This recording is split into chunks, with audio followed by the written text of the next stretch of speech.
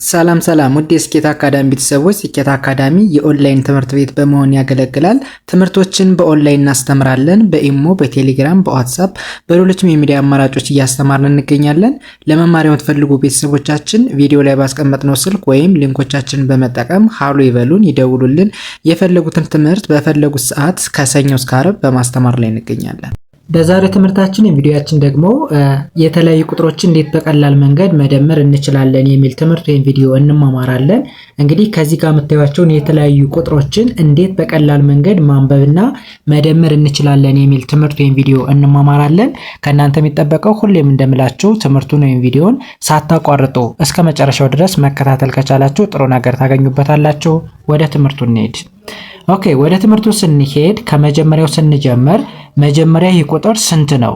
ምን ተብሎ ይነበባል? ወደሚለው ስንሄድ ያው ከዚህ ጋር እንደምታዩት ይሄን ስንት እንለዋለን? 56 እሺ 780።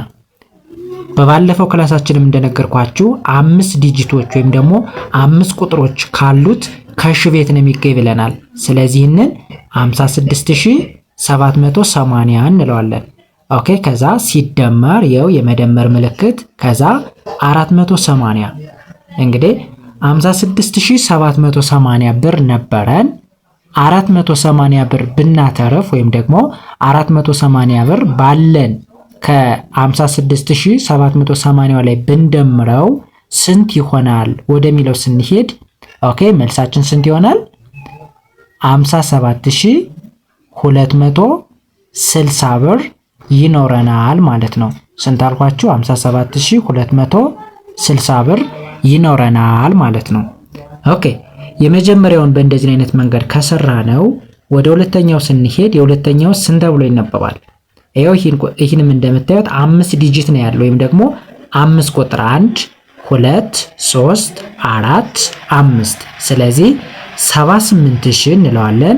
78880 ሲደመር 12000። ለምን 3 ዜሮዎች ናቸው ያሉት 3 ዜሮዎች። ስለዚህ 12000 ብለን እናነባዋለን። አሁን ደግሞ ከ78880 ብር ነበረን። ከዛ 12000 ብር ስንጨምርበት ወይም ደግሞ ስንደምርበት ውጤቱ ስንት ይሆናል? 90880 ብር ይኖረናል ማለት ነው። በድምሩ አጠቃላይ በድምሩ 90880 ብር ይኖረናል ማለት ነው። ኦኬ፣ መልካም። ወደ ሶስተኛው ስንሄድ ሶስተኛውስ ምን ይላል? ሶስተኛው ደግሞ በተመሳሳይ 5 ዲጂት ነው ያለው ወይም ደግሞ 5 ቁጥር ነው ያለው። ስለዚህ 22880 እንለዋለን። 22880 ሲደመር ኦኬ፣ ይሄ ደግሞ ስንት ነው? ስንት ዜሮዎች አሉ? 3 ዜሮ። ስለዚህ ይቺ ቁጥር ደግሞ 4 ነች። ስለዚህ 4000 እንለዋለን። 22880 ሲደመር 4000 እኩል ነው 26880 ብር በድምሩ ይኖረናል ማለት ነው። ይኖረናል። ኦኬ፣ ወደ መጨረሻው ስንሄድ የመጨረሻው ቁጥር ስንት ይላል? ማን ተብሎ ይነበባል? ስንት ቁጥሮች አሉ? 5 ቁጥሮች። ስለዚህ ማን ብለን እናነባዋለን? 55550 ሲደመር 3000። ስለዚህ ከ55550 ላይ 3000ን ስትደምሩት በቀላሉ ድምሩ ስንት ይሆናል? ወይም ደግሞ ውጤቱ ስንት ይሆናል? 58550 ብር ይኖረናል ማለት ነው። በድምሩ 58580 ብር እናገኛለን ማለት ነው።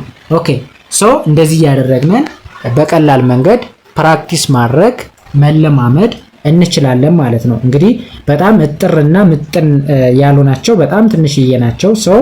እነዚህን እንደ ምሳሌ ካያችሁ ከዛ ደግሞ አስፍታችሁ እናንተ ማወቅ ትችላላችሁ ማለት ነው። ስለዚህ የዛሬ ትምህርታችን ወይም ቪዲዮአችን ይሄንን ይመስል ነበር። ቀጣይ በሌላ ትምህርት እንገናኝ። በያላችሁበት ሰናይ ጊዜ። ባይ ባይ።